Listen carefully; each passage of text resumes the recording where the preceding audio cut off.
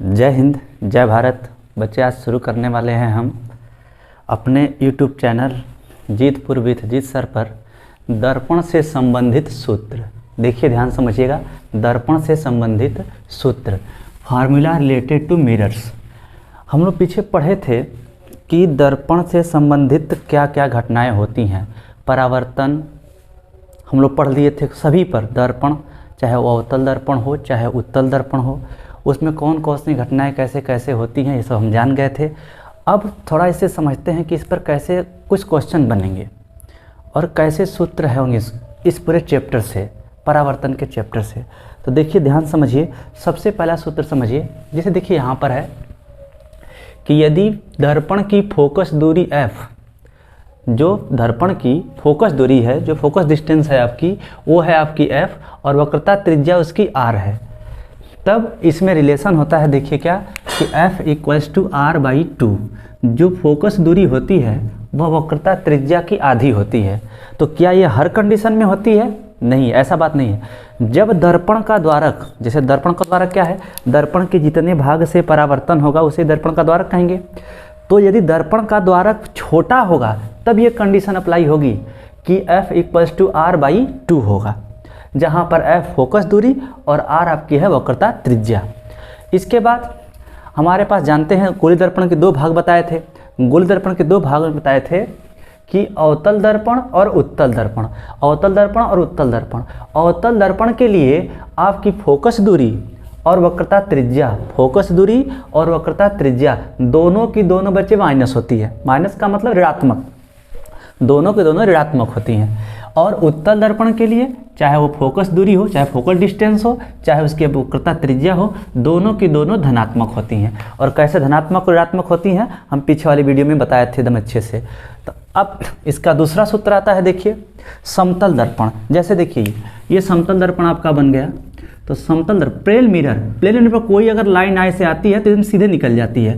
तो जब ये कहीं काटेगी नहीं तो इसकी फोकस दूरी हम लोग कहाँ मानते हैं? अनंत पर। और इसका तो कर्व भाग है कि नहीं कि इसकी वक्रता त्रिज्या बनेगी। तो दोनों की दोनों वैल्यू इसकी होती है अनंत, चाहे वो r की हो चाहे f की हो। ये हो गया आपका समतल दर्पण के लिए फोकस दूरी की वैल्यू होती है इनफाइनाइट यानी अनंत होती है, और वक्रता त्रिज्या भी अनंत होती है। अगला, यदि दर्पण से वस्तु की दूरी, जो ऑब्जेक्ट है, ये मिरर है सामने है, अगर मिरर से जो ऑब्जेक्ट है उसकी डिस्टेंस कितनी है? u है, और उसके इमेज यानी प्रतिबिंब, इमेज यानी प्रतिबिंब की दूरी अगर v है, तो इसके लिए फोकस दूरी का सूत्र होता है 1/f equals to 1/v plus 1/u। इसे हम दर्पण का सूत्र भी कहते हैं, इसे मिरर फार्मूला भी कहते हैं, दर्पण का सूत्र भी कहते हैं। इस बात को याद रखिएगा। दर्पण का सूत्र या दर्पण के लिए समीकरण भी कहते हैं, यह दर्पण सूत्र, या इसको एक क्या और कहते हैं कि f, v और u में इसको रिलेशन भी कहते हैं, संबंध भी कहते हैं। तो इस बात को ध्यान रखिएगा कि दर्पण के सामने अगर कोई वस्तु रखी है, उसका प्रतिबिंब भी दिया हुआ है, तो आपको अगर फोकस दूरी निकालना हो तो उससे आसानी से निकाल लेंगे। और पीछे हम ये भी बताए हैं कि कब कौन सी वैल्यू पॉजिटिव लेते हैं, कब कौन निगेटिव लेते हैं, कैसे लेते हैं निगेटिव उसको। अगला कंडीशन है, देखिए आ जाइए अब इस पर। दर्पण के लिए रेखीय आवर्धन, लीनियर मैग्निफिकेशन। दर्पण के लिए रेखीय आवर्धन यानी आपका यहाँ पर लीनियर मैग्निफिकेशन क्या होता है? f equals to v/u I/o। यहाँ पे देखिए माइनस चिन्ह लगा रहेगा, माइनस चिन्ह लगा रहेगा। तो यहाँ पर v आप जानते हैं क्या है, यहाँ बता चुके हैं, प्रतिबिंब की दूरी, और u क्या है आपकी? वस्तु की दूरी। लेकिन I क्या है? यहाँ है बच्चे प्रतिबिंब की लंबाई। I क्या है? प्रतिबिंब की लंबाई। और O क्या है? वस्तु की लंबाई। तो ये हो गया आपका रेखीय आवर्धन के लिए सूत्र हो गया। यहाँ पे एक कंडीशन है, बहुत अच्छा है। देखिए यहाँ से पूछ सकता है आपसे थियोरी में कि उल्टा प्रतिबिंब अगर है, प्रतिबिंब कैसा बनता है? अगर उल्टा प्रतिबिंब बनता है तो आपका लीनियर मैग्निफिकेशन यानी जो आपका रेखीय आवर्धन होता है वो हमेशा माइनस में होता है। और जब सीधा प्रतिबिंब बनता है तो उसके लिए, जब सीधा इमेज बनता है उसका, तो उसका प्रतिबिंब हमेशा क्या होता है? आपका पॉजिटिव होता है। उसका प्रतिबिंब हमेशा पॉजिटिव, मतलब सीधे में बनेगा तो पॉजिटिव होगा। इस कंडीशन में रेखीय आवर्धन भी क्या होगा? आपका पॉजिटिव होगा। अब आ जाइए, एक बात समझिए, यहाँ लिखे नहीं है लेकिन ध्यान समझिएगा। रेखीय आवर्धन दो तरह के होते हैं। रेखीय आवर्धन दो तरह के कौन कौन से होते हैं? एक होता है आपका अनुप्रस्थ रेखीय आवर्धन और एक होता है आपका अनुदैर्ध्य रेखीय आवर्धन। जैसे ये मान लेते हैं कि मुख्य अक्ष है, यहाँ से एक लाइन देखिए गुजरी है, ऐसे यहाँ से एक लाइन गुजरी है, अगर इस पर कोई प्रतिबिंब इस अक्ष पर, इस एक्सिस पर, इस मुख्य अक्ष पर, मेन एक्सिस पर कोई भी वस्तु अगर ऐसे लंबवत है, तो अगर उसका प्रतिबिंब लंबवत सीधा बने चाहे लंबवत उल्टा बने, तो इसे हम लोग कहते हैं अनुप्रस्थ रेखीय आवर्धन। इसे क्या कहते हैं हम लोग? अनुप्रस्थ रेखीय आवर्धन।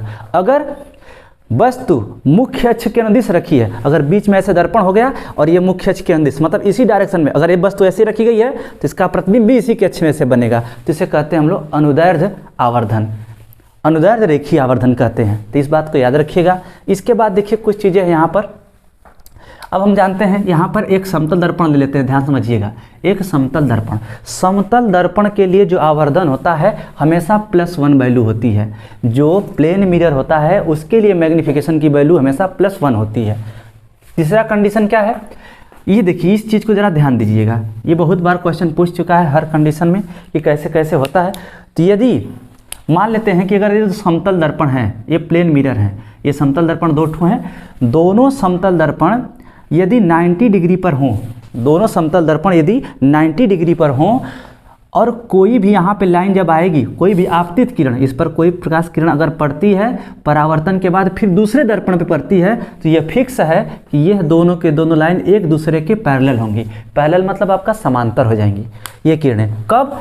अगर यहीं पे एंगल कर देगा थीटा, यहीं पे कर देगा एंगल थीटा। पूछेगा क्वेश्चन कि दो समतल दर्पण एक दूसरे से थीटा कोण पर झुके हैं, तो पहले वाले पर कोई प्रकाश किरण आपतित होती है तथा परावर्तन के बाद दूसरे दर्पण से परावर्तित होती है, और परावर्तित होने के बाद अगर दोनों एक दूसरे के समांतर हो जाती हैं तो इस एंगल की वैल्यू क्या होगी? तो आप बताओगे 90 डिग्री।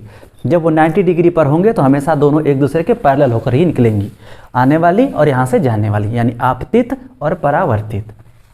फिर क्या देखिए यहाँ से अवतल दर्पण, इसकी जो इसमें कहाँ कहाँ उपयोग होता है देखिए ध्यान से, किस में उपयोग होता है। पहला है आपका टार्च, पहला आपका टार्च होगा। उसके बाद आपका होगा सर्च लाइट। सर्च लाइट देखे होंगे जैसे समुद्र में चाहे कहीं पर भी, जब ऊपर ऐसे सर पे ऐसे लगा करके जब कोई गोताखोर जाता है तो ऐसे लाइट दिखता है। क्यों? क्योंकि उसको प्रकाश की किरणों को इकट्ठा करना होता है। तो समांतर, एकदम शक्तिशाली समांतर पुंज बनाने के लिए हमेशा हमको अवतल दर्पण का ही प्रयोग किया जाता है। तो सर्च लाइट। वाहन के आगे अग्रदीप मतलब जो होता है हेडलाइट, हेडलाइट में कौन सा प्रयोग होता है देख लीजिए, अवतल दर्पण। इसके बाद है आपका परावर्तक दूरबीन, जो परावर्तन के बाद किसी चीज़ का जब फोकस हमको लेना पड़ता है तो वहाँ पर होता है आपका परावर्तक दूरबीन। दंत विशेषज्ञ, जो दांत के डॉक्टर होते हैं, वो दांत का, मरीज के दांत का बड़ा प्रतिबिंब प्राप्त करने के लिए हमेशा इसका प्रयोग करते हैं अवतल दर्पण का।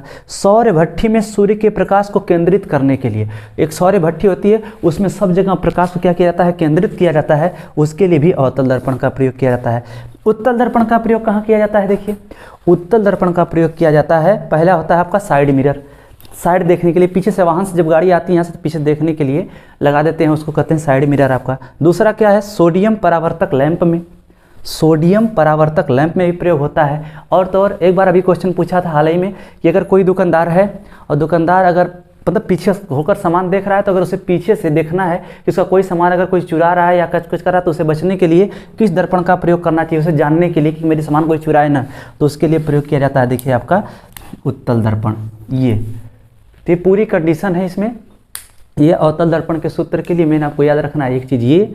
इसके बाद आप मतलब F = R/2 हो जाएगा, फिर 1/F = 1/V + 1/U हो जाएगा। कब ये पॉजिटिव होगा कब निगेटिव होगा ये आप अच्छे से जानते हो कि अवतल दर्पण के लिए हमेशा निगेटिव होता है, उत्तल दर्पण के लिए हमेशा ये पॉजिटिव होता है।